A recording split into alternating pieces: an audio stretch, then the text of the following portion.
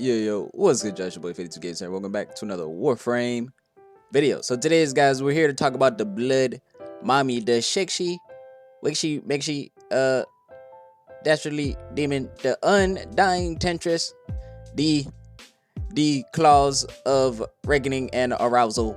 Alright, I'm done, my fault. We're here to talk about Garuda Prime and his fantastic fun Garuda Prime build that I have just been enjoying. Now, I do exploit melee influence, as you know, that since Exalted Warframe weapons do get melee arcades, I've just been enjoying it so much lately. And now I'm just talking. But guys, man, if you guys are just now tuning in for the first time, oh look, I made a friend. Hello, Emir. Hello. Wait a minute. Who are you? I ain't gonna lie, his fashion frame kind of fire. That's Vault. I ain't never see that Vault. All right, my fault. I'm sorry. If you guys just took it the first time, and oh my God, fade it. Ugh. If you're just now tuning in for the first time, make sure you guys hit that like, subscribe button for your bucks. It's about to get good, baby. Let's go ahead and jump to the build. All right, guys. First things first. Let's go ahead and jump into Garuda's abilities. Now, Garuda's damage temporarily increases with each enemy she kills to a maximum of 100%. Slashes with her talons if no melee weapon is equipped. So now, for Garuda's passive to work, which is her talons, which is her exalted weapon, you can't have a melee weapon equipped to use them. So we're running a melee-less melee. If you know what that means, you know it's kind of cool. Now, I'm not gonna lie, 100% damage increase is actually very strong. So this is definitely one of the better passives, of course. Now, first ability, that is Dread Mirror. Rip the life force from an enemy and use it as a shield that captures damage. This kills significantly weakened enemies instantly. Charge to channel the captured damage into explosive projectile. And now this scales with ability strength, and it does scale with duration. The duration is scaled for how much damage you absorb from stuff like that. So anything in front of you kind of works like how Volt's shield works, absorbs damages, but we absorb damage and we're able to redirect it and send it out into a blending disruption. Now you can, so it scales with like every other mod. Range, duration, and you are able to become completely invulnerable if you throw on the Handy Dandy Dread Mirror Augment. It scales with range, duration, and ability stream. Now the instant kill threshold will stay at 40%, but that's actually pretty high. But you increase the duration of your Dread Mirror, and the ability strength will increase the damage capture multiplier, and your explosion radius will be changed once you increase the range. Now, next is Blood Altar. Now, this is not a bad ability, but there's just much better survivability.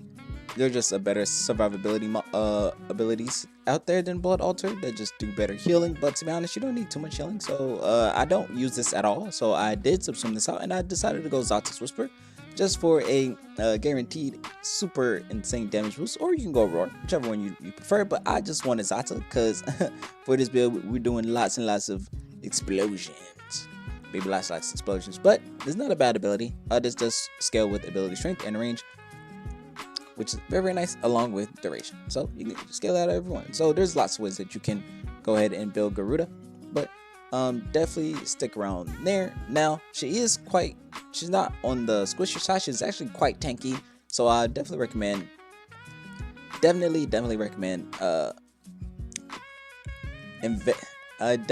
investing in armor and health, just because she is quite tanky. She has a base of 450 armor, which will significantly increase if you just decide to set. But next is Bloodletting. Sacrifice health for energy, which is nice. You get 40% of your energy back. You sacrifice 50 of your health. Now, if you're constantly healing, which we're going to be doing with our companions, thanks to Hunter Recovery, which is like my favorite mod to use on any of my beast companions, just because I love having my companions in me. Now, it depends on Profiler or any of your Shmitas or anything that has duplex bond on it will be super nice. Now, it does not work for Sentinels, but any beast companion you have, I definitely recommend running beast companions. I personally am running the Adarza Kavat, which I'll get into the build later on my Adarza. So you'll heal back quite fast, and same with the Parents Profiler. The Parents Profiler, you'll heal just as fast. Next, Seeking Talents. Now, this is nice. You do spread a lot of size damage around the area, which is very nice because she does copious and insane amounts of slash damage. So you'll be ripping through any type of enemy. It does not matter. Slash damage did get nerfed, but it's still very, very strong. Now, charging and expanding target area releases the Garuda's Talons, careening towards each other to each target in an area. Surviving enemies are prone to slash status. Now, this does scale with ability strength and only strength. It scales with ability strength. The duration is only 10 seconds, but ability strength and duration, which is cool. You just increase the damage and status chance. The status chance caps at 100%, so it's really not. So you really don't need to do too much. You know what I mean? Now, we're getting the same thing. Let's go ahead and jump into the good old Archon shots. Now, I have top 4 Archon shots for melee damage, so we're hitting very, very hard, and just one for more health, just because she doesn't have a very good health pool, but she has.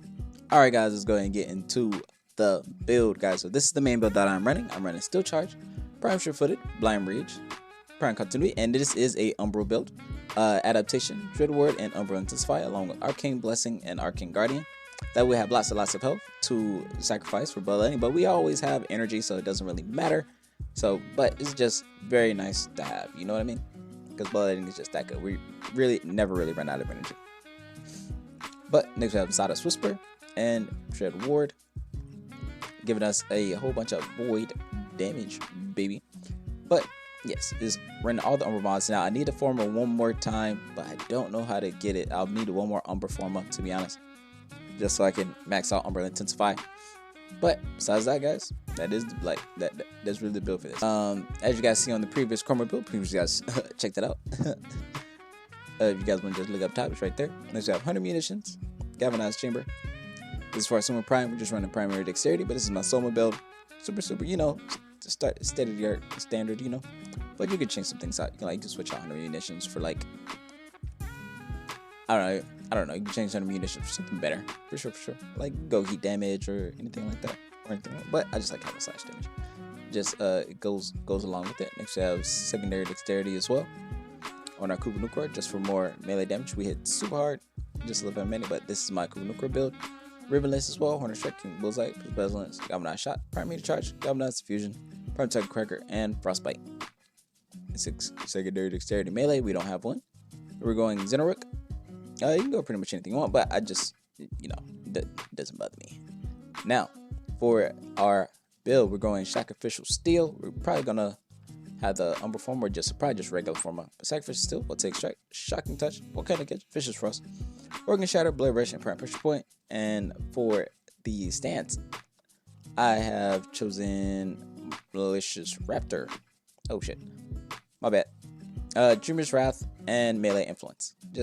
And the reason I have 2 shock mods is because I want shock to be predominant. That way we are spreading our good old abilities, we're spreading all our status effects. Obviously, and we have Blast as well. Now, if I wanted to increase our damage that much more, I can drop Organ Shatter since we already have that, and we can go Galvanized Elementalist, just for more status damage. Or we could also go for the good old Condition Overload if I wanted. But don't really need to, because thanks to our Archon shots, we are hitting copious amounts of melee damage. As Bridget, if you guys haven't seen that anime, the anime Freezing or Freezing Vibration, the sequel, it's such a good anime. Definitely recommend. Do not watch with your parents. I do recommend you don't. But this is Satellizing, and this is my Darzik Fat build: Territory Aggression, Fear Sense, Click Spawn, Hunter, Recovery, Sharpen Claws, Pack Leader, Tech Assault, Fetch, Reflect, and Cat's Eye. And for my Darzik Claws, have Assassin Posture, Bite, Magnetic Claws, Branding Claws, Immunity Resistance, Swipe, Hunter Synergy, Radon Claws, and Maul. The reason I have Assassin Posture just because it helps me with those pesky, wesky Xmas units. But yes, guys, that is the build, man. If you guys want to see more Warframe content like this, make sure that like, subscribe. As you guys gonna lead me to it, I shall go back and do some more farming because we need to do it. But I'm out. You did catch the next one. Peace. I feel like Bruno, but call me Uno, cause I got one of them with me. And I'm a beast, pity, this shit gon' bang, shitty, gotta put on for my city, bitch, I keep everything. I think I had enough, all this money got me acting up. Niggas be mad as fuck, cause they know I gotta bag it up.